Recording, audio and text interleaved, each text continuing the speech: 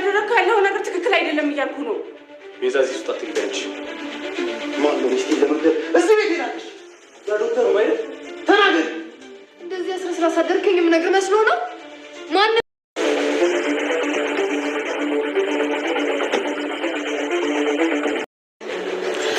መቼም እንደዚህ ሆነሽ እያየሁ አዳርሽ እንዴት ነበር ብዬ አልጠይቅሽም። ቆይ ግን አንቺ ሀገር ጠላት እንደሆናችሁ ብቻ ነበር የማውቀው። በዘዴ ወደ ቤቷ ለመግባት አስበሽ ነው አይደል እንደዚህ ያደረግሽው?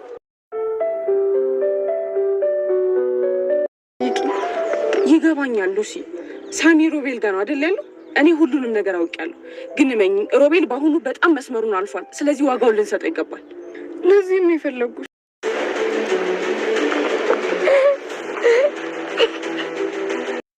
ሉላ ትክክለኛ የቤዛ እህት እንደሆነች ተረጋገጠ።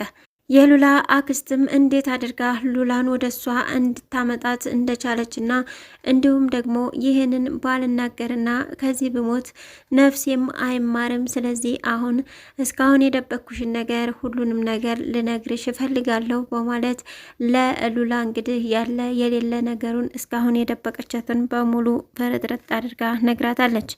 ሉላም በነገረቻት ነገር ይህን ነገር እኔ ላምን አልችልም እያለች ሁለቱም እየተላቀሱ ይገኛሉ። በሌላ በኩል ደግሞ ቲጂ ናት። ቲጂ ቤዛን ለማሳገት አሁንም ሰዎቿን ወደ እነ ቤዛ ቤት ማስገባት ጀምራለች። ሰላም ጤና ይስጥልኝ ውድና የተከበራችሁ ተመልካቾቼ እንዴት አላችሁ? እግዚአብሔር ይመስገን እኔ በጣም ደህና ነኝ። በያላችሁበት ሰላማችሁ ይብዛ እያልኩኝ ዛሬ ደግሞ ቤዛ ድራማ ክፍል 58ን ይዤላችሁ መጥቻለሁ። እስከ ቪዲዮ ፍጻሜ ድረስ አብራችሁ ይቆዩ። ለዚህ ቻናል አዲስ ከሆናችሁ ሰብስክራይብ፣ ላይክ፣ ሼር ማድረጋችሁን አትርሱ። እንዲሁም ሀሳብ አስተያየታችሁን በኮሜንት አስቀምጡልኝ። አብራችሁ ስላላችሁ እጅግ በጣም አመሰግናለሁ። እንግዲህ በባለፈው ፓርት ሉሲ ቤዛን ለመግደል ያቀደችውን እቅድ ቪዲዮ በመቅረጽ ቲጂ ለቤዛ እየውልሽ ይህን ነገር እንዴት ልትገልሽ እንደመጣች በማለት ለቤዛ አሳይታት ነበረ። ቤዛም በዚህም የተነሳ ቲጂ ህይወቴን አተረፈችልኝ እያለች ትገኛለች። ሉሲም እውነቱን ከማውጣት ተደብቃ አይ ይህን ሁሉ ያደረግኩት እኔ ራሴ ነኝ፣ ይህም ደግሞ ከሳሚ ጋር አሁንም ግንኙነት እንዳላችሁ ይሰማኛል። በቃ ሳሚ ሁልጊዜ ያንቺን ስም ስለሚያነሳ አንቺን ለመግደል ነው የመጣሁት። ይህንን ነገር እንድታደርጊ ያዘዘሽ ያ ዶክተር ሮቤል ነው ወይ? እውነቱን ነገር ተናገሪ፣ ችግር የለውም ሳሚን አግቶት ነው አደለ? በማለት ጠይቃት ነበረ። እመኑኝ ያልኳችሁ በቃ እኔ ነኝ ይሄን ነገር ልፈጽመው እየፈለግኩት እንጂ እሱ በጭራሽ አላለኝም በማለት እንግዲህ እየተናገረች ትገኛለች። ነገር ግን ሱራፌልም ሆነ ቤዛ ሊያምኗት አልቻሉም። በስተ መጨረሻ ግን እውነቱን አውቀው ነበረ። ይህም ደግሞ በቃ ይቅርታ አድርግልኝ፣ እኔ አንቺን መግደል አልፈልግም፣ ነገር ግን በቃ ሳሚን ለማዳን ስል የወሰንኩት ውሳኔ ነው። አንቺን ይህንን ካላደረግኩኝ ሳሚን ይገልብኛል።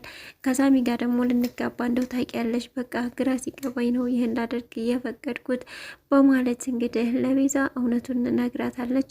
ቤዛም ህግ አለበት ሀገር ላይ እኮ ነው ያለ ነው። ቆይ እሱ ማን ነው እንደፈለገ የሚያግተው፣ እንደፈለገ የሚደበድበው፣ እንደፈለገ የሚገለው እሱ ማን ነው እያለች ትገኛለች። ሉሲም ደግሞ ይህንን ነገር በፍጹም ለኪሩቤል መናገር የለብሽም እባክሽን ቤዛ፣ ስለዚህ እኔ አልመች ብሎኝ ነው ብዬ የሆነ ሰበብ ሰብባለሁኝ፣ ስለዚህ እባክሽ ስለዚህ ነገር ለማንም አትናገሪ እያለች እየተማጸነች ትገኛለች። ሉሲ እንግዲህ እንባ እየተናነቃት ትገኛለች። ጭራሽ ቤዛ አይዞሽ በቃ በማለት እያባበለቻት ትገኛለች። በእርግጥ ወደውና ፈቅደው አይደለም ይህንን ነገር ሊሰሩ የፈለጉት። ሳሚም ስለ ፍቅረኛው ብሎ ነበረ፣ ሉሲም ደግሞ ስለ ሳሚ ስለ ፍቅረኛው ብላ ነው ይህንን መስዋዕት ሊከፍሉ ያሰቡት። ነገር ግን ሊሳካላቸው አልቻለም። ችግሩ አሁን በሁለቱ መሀል እንግዲህ ያለውን ነገር የምታውቀው ቲጂ አሁን ላይ ቤዛን ለማሳገት እንግዲህ እየሞከረች ነው። ምክንያቱም ሉላን ለማስገባት አቅዳ ነው። ነገር ግን ይሄ እቅድ አሁን ለነ ሳሚ የተለየ ነገር ነው የሚሆንባቸው። ምክንያቱም እነ ሳሚና ሉሲ ሊገሏት እንደመጡ ቲጂ ደግሞ እንዳስዳነቻት ምናምን ነው የምታውቀው ቤዛ። አሁን ላይ ግን ቤዛ ብትታገትም ያው ዶክተር ሮቤል ነው ብላ ነው የምታስበው። ነገር ግን አሁን ያደረገችው ልታደርገውም የተዘጋጀችው እንግዲህ ቲጂ ናት።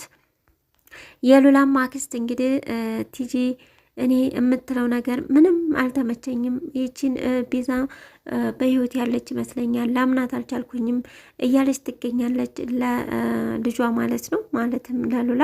ሉላም አሁን እኮ በቃ እኔ ምንም ነገር የሚታይ ነገር የለም፣ አሁን ጨርሰናል፣ ምናልባት ዛሬ ማታም ወደዛ ቤት ሊሄድ ይችላለሁኝ። ስለዚህ እኔ አሁን የሚታየኝ የእሷ ውሸትና የእሷ ጥንስስ ሳይሆን እኔ ያንቺ መዳን ብቻ ነው የሚያሳስበኝ። ይህን ሁሉ ነገር የምፈጽመው ላንቺ ነው። ልጅ አለ፣ እንደገና ደግሞ አንቺ አለሽ፣ ያንቺ ህመም አለ። ስለዚህ ለእኔ ስለምን አታዝኝልኝም እያለች ትገኛለች። አክስቷ ግን በፍጹም እኔ በህይወት እያለው እዛ ቤት አትገቢም በማለት እንግዲህ ነግራታለች። እንዲሁም ደግሞ ቲጂ መድኃኒቶችን እና የተለያዩ ነገሮችን በፌስታል ይዛ በመሄድ ሉላ አክስት ጋር ለመጠየቅ ሄዳ ነበረ። ልጠይቃት በሄደችበትም ሰዓት ነበረ አሁን እውነቱን ነገር ነው የምፈልገው በማለት እንግዲህ ቲጂን ጠይቃታለች። ቲጂም ምንድን ነው በማለት ወንበር ይዛ ነበረ አጠገቧ ቁጭ ያለችው። አሁን ስለ ቤዛ እውነቱን ነገር እንድትነግር ነው የምፈልገው፣ ቤዛ የት ነው ያለችው በማለት ጠይቃት ነበረ። አሁን ባለቀ ሰዓት ሌላ ጥያቄ የምታነሹ ምንድን ነው? አሁን እኮ ያለቀ ነገር ነው። ለመድኃኒትሽ ይህንን አምጥቼልሻለሁ። እኔ እኮ ግማሽ አካሌን ኩላሊቴን እኮ ነው ሰጥሻለሁ ብዬ ቃል የገባሁልሽ። በዛ ላይ ቤት ሰጥሻለሁ፣ የምኖሩበት ቤት፣ በዛ ላይ የሚያስፈልጋችሁ ነገር ይሟላላችኋል። ቆይ ከዚህ በላይ ምን ፈለግሽ በማለት ነበረ የመለሰችላት። እንዲሁም ደግሞ ልጄን በተናገረችው ቃላት እያስፈራራሻትም እንደሆነ ነግራኛለች በማለትም ለቲጂ ትነግራታለች፣ የሉላ አክስት ማለት ነው። እሱ ደግሞ ለመተማመኛ እንዲረዳ ነው። በኋላ ታገባች በኋላ አላቅልሽም ብትለኝስ በማለት እንግዲህ ቤዛ ትመልስላታለች። ሱራፌልም እንግዲህ የቲጂ እሷ ጋር መመላለስ ደስ አላለውም። ምክንያቱም አንቺን ማላቅሽ መሰለሽ ወይ? ቆይ ምን ፈልገሽ ነው አሁን የመጣሽው? ምንድን ነው የምፈልጊው? ብዙ በህይወትሽ ለውጦች አሉ፣ መኪናም ይዘሻል፣ አንቺም ተለውጠሻል፣ ምን አግኝተሽ ነው ቢላትም ገላይን ሸጬ በማለት መልሳለታለች። ነገር ግን መኪናውን ተከራይታ ነው ገና ለገና ሉላን በቤዛ ምትክ አስገብቼ የቤዛን ቤት እኔ ወርሳለሁ የሚል ሀሳብ ነው እንግዲህ ያላት። ይሳካላት ይሆን ወይንስ ደግሞ አይሳካ ይሆን? አብረን የምናየው ነው የሚሆነው። ቲጂ ግን አሁን ላይ ከሮቤል ጋር ትገናኛለሽ እንዴ በማለት ቤዛም ጠይቃት ነበረ። ለምን ጠየቅሽ ስትላት አይ እንደው መጠየቅ ስላለብኝ ነው በማለት ነበር የመለሰችው። እንዳታያትም እንዴ በህይወቷ ብዙ ለውጥ አለ፣ ስለዚህ ከእሱ ጋር ትገናኛለች ማለት ነው በማለት ሱራፌል ጣልቃ ይገባል። እሷ ግን አይ አንገናኝም፣ እሱ አሁን የኔ ኃይለኛ ጠላት ነው፣ ስለዚህ እኔ ያንቺ ህይወት ታተረፍኩኝ፣ ይበቃኛል፣ አሁን መሄድ አለብኝ በማለት እንግዲህ ከቤት ትሄዳለች። ልክ በርም ላይ ስትደርስ አሁን ትክክለኛዋን ቲጂ ታገኛለሽ፣ አንቺም ደግሞ ትክክለኛዋ ቤዛ ትወኛለሽ በማለት ነበረ እየሳቀችና እየፈነደቀች ወደ ቤቷ የሄደችው። ዶክተር ሮቤልም እንግዲህ ሉሲን ማን ሊያቅ ይችላል ይሄን ነገር? እነሱ ፊታቸውን በቃ ወደ ኩሽና እንዲገባ አልፈቀዱልኝም፣ እየተከታተሉኝ ነበረ፣ ባልየው ሚስትየዋም እያለች በምትናገርበት ሰዓት ይህንን ነገር የምናውቀው እኔ አንቺና ቲጂ ናት። ስለዚህ ቲጂ ደግሞ ኃይለኛ ቀንደኛ ጠላቷ ናት የቤዛ፣ ልትናገር አትችልም። ስለዚህ ማን ሊናገር ይችላል እያለ ይጠይቃታል። ሉሲ አሁን እዚህ ጋር ምናልባት ሁሉን ነገር መናገር ነበረባት፣ ነገር ግን እሷ ሳትናገር ዝም ብላለች። እንግዲህ እነሱ በከፈቱት የቤዛ ህይወትን ለማሳለፍ አሁን ላይ ቲጂ ገብታበታለች።